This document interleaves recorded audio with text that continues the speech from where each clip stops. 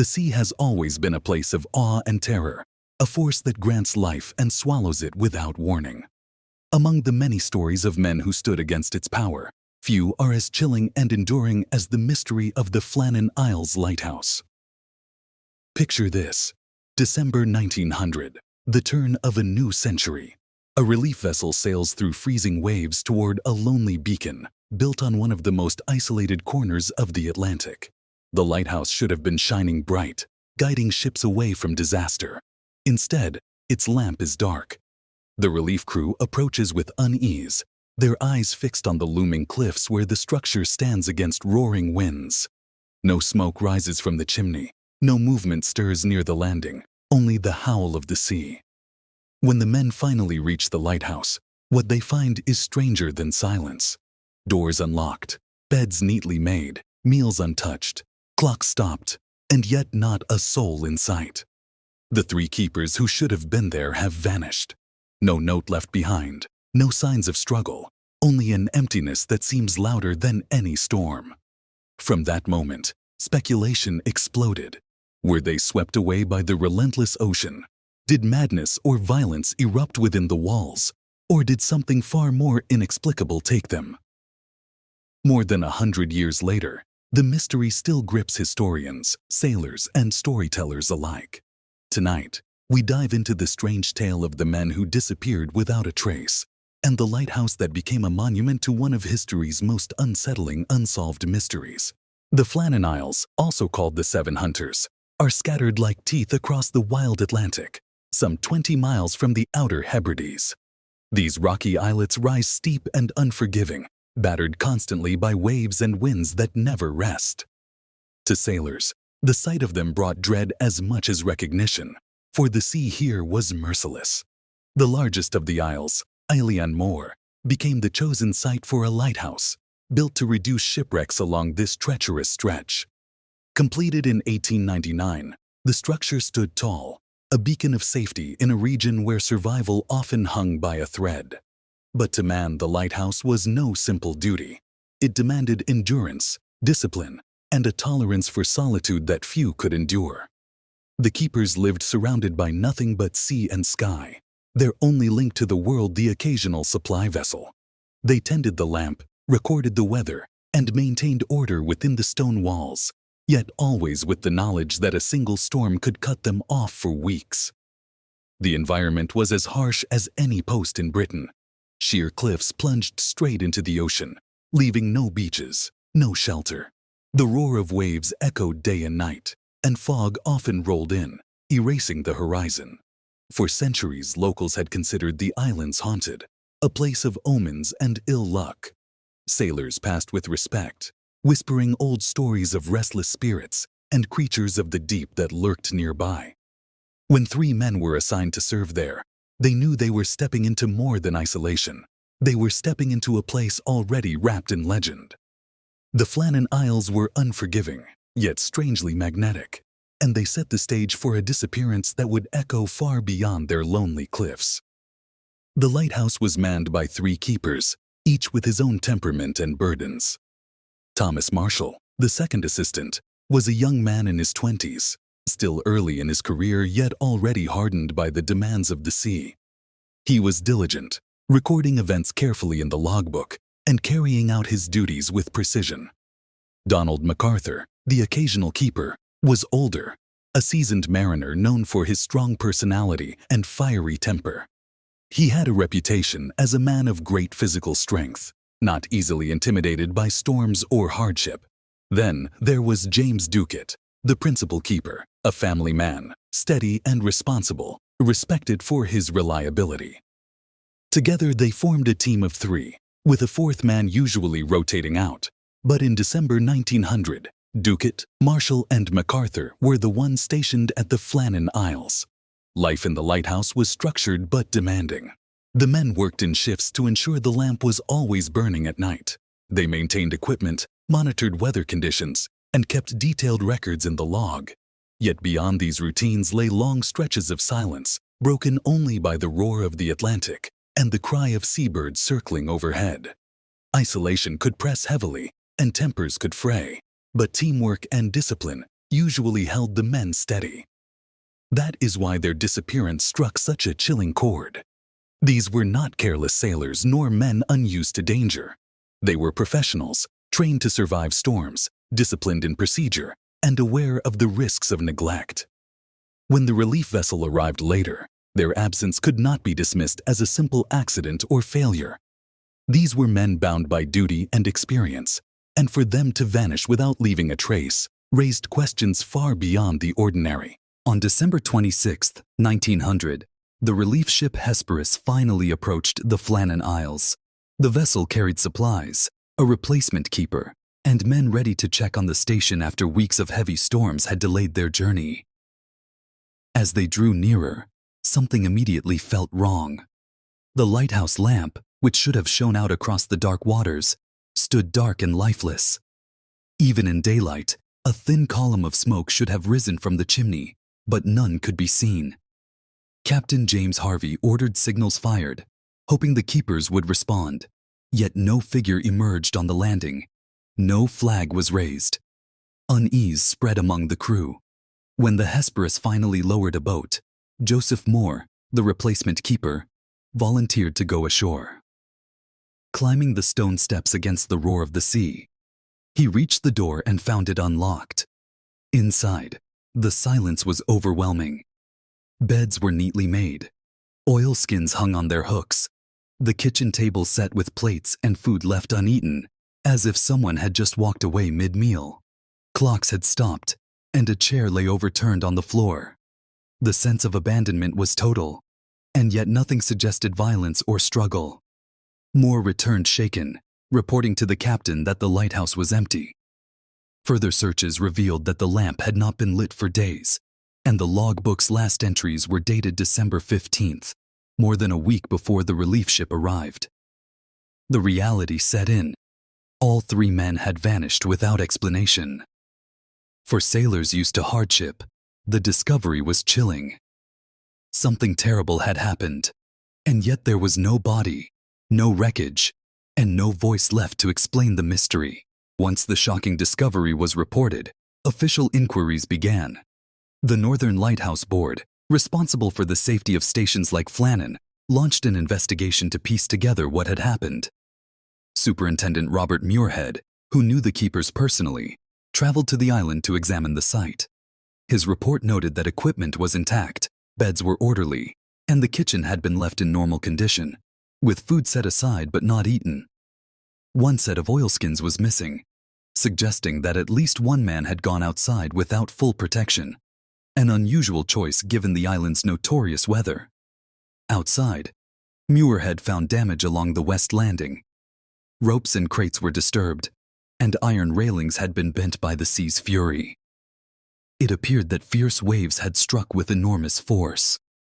Muirhead reasoned that the men might have gone to secure equipment during a storm, only to be overwhelmed by sudden waves. Yet questions lingered. Why would all three leave their posts, including the principal keeper, against protocol? Regulations required at least one man to stay inside at all times, particularly during bad weather.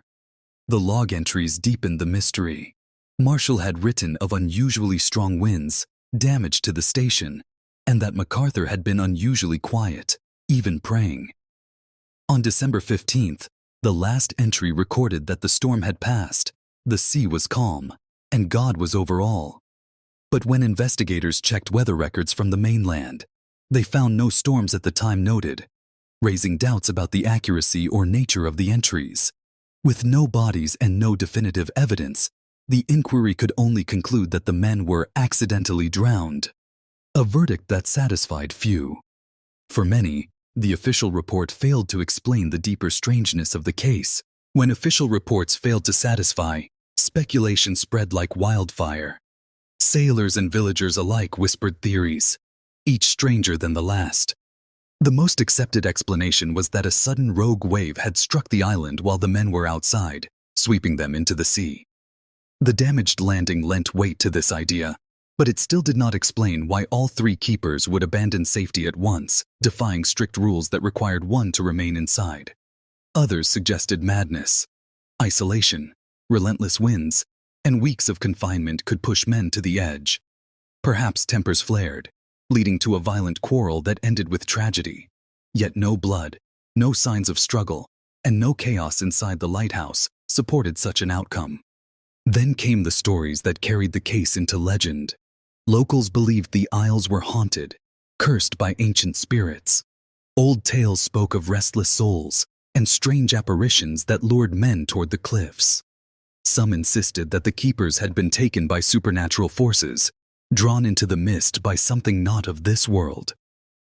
Others imagined darker conspiracies, foreign spies, secret abductions, even sea raiders who had silenced the men and left nothing behind. The theories grew wilder as time passed, each trying to explain the unexplainable. And here lies the question that grips us even today. Was this tragedy merely an accident of nature, or was something more sinister at work on those lonely rocks? Before we go deeper, pause for a moment. If you were standing in that lighthouse on a storm-battered night, hearing the wind scream through the cracks, would you believe this was only the sea? Or would you think, like many have wondered for over a century, that something else claimed the keepers of Flannan? Comment below.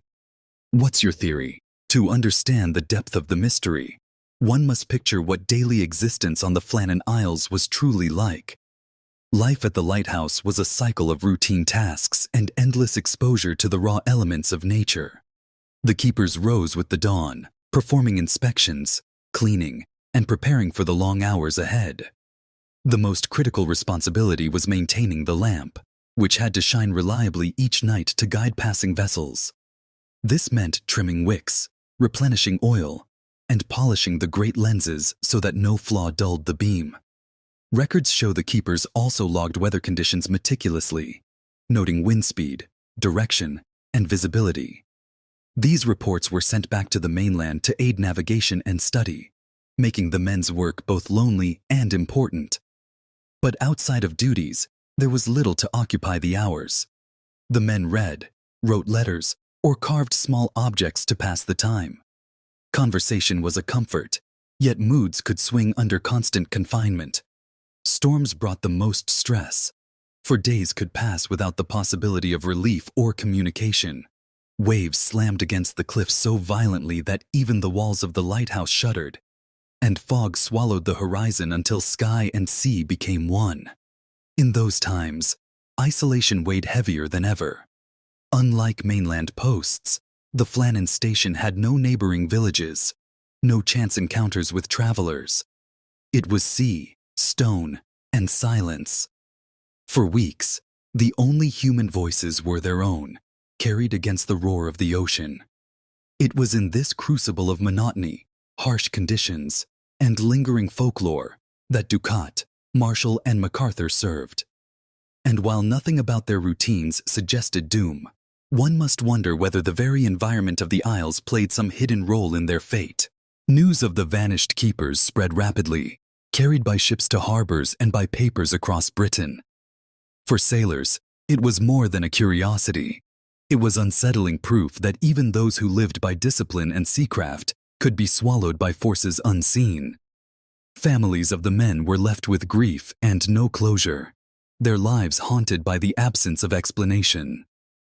The Northern Lighthouse Board moved quickly to staff the post again, but whispers followed those who took the assignment. Some said the place was cursed, and that any man who kept its light was tempting fate. Even among the replacements, there were reports of unease. Strange noises, sudden chills, and the sense of being watched plagued more than one keeper stationed at Flannan afterward. Stories of ghosts, spectral lights, and shadowy figures crept into the lore, adding to the island's sinister reputation. In towns along the coast, rumors grew wilder. Some insisted the men had staged their disappearance, choosing to escape duty and vanish into new lives. Others believed a ship had stolen them away, perhaps pirates or foreign agents lurking off the Hebrides. Religious voices spoke of divine judgment, claiming that the keepers had been punished for unknown sins. Each retelling made the tale darker, more mysterious. For the general public, the absence of concrete answers was fertile ground for imagination. The lighthouse became a symbol not just of safety, but of the sea's merciless grip and its refusal to yield all its secrets.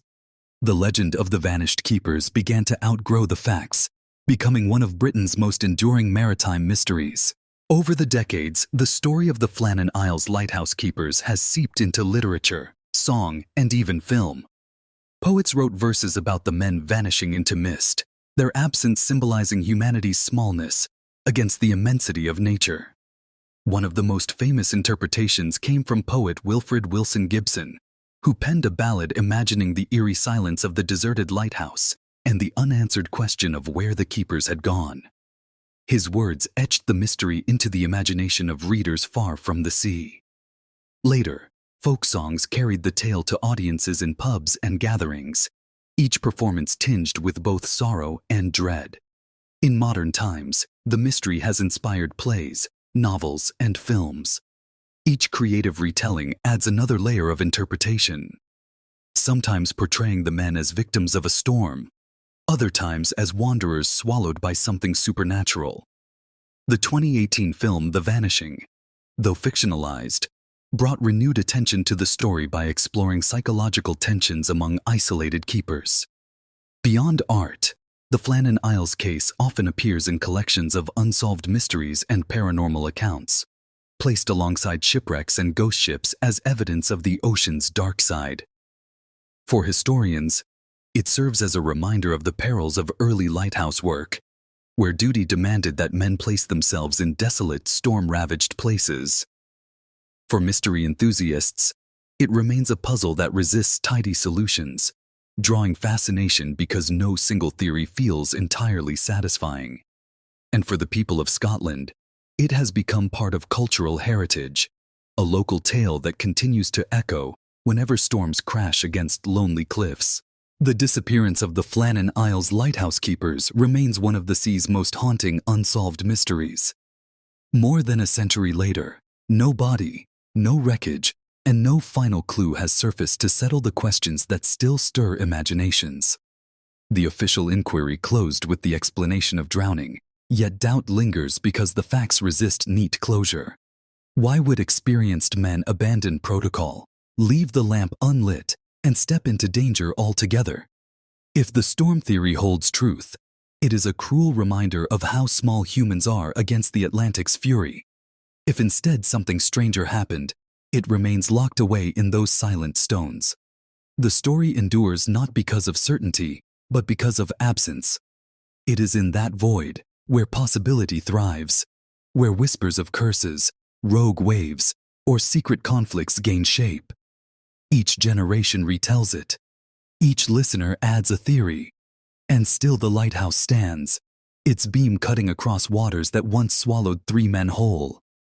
To visit the site today is to feel that silence press close, the same silence Joseph Moore felt when he walked through rooms that looked lived in yet lifeless. Perhaps the mystery will never be solved. Perhaps it should not be. For in its unresolved state, it continues to remind us that some places resist explanation, and some stories are written not in answers but in shadows. And so, as the sea still roars against the Flannans, the question remains: what truly happened to Ducat, Marshall, and MacArthur? If you've followed this story to the end, tell us what you think. Was it storm, madness, conspiracy, or something beyond our world? Drop your theory in the comments, and if you want to explore more mysteries like this one, make sure to like, subscribe, and join us again. The next mystery might be closer than you think.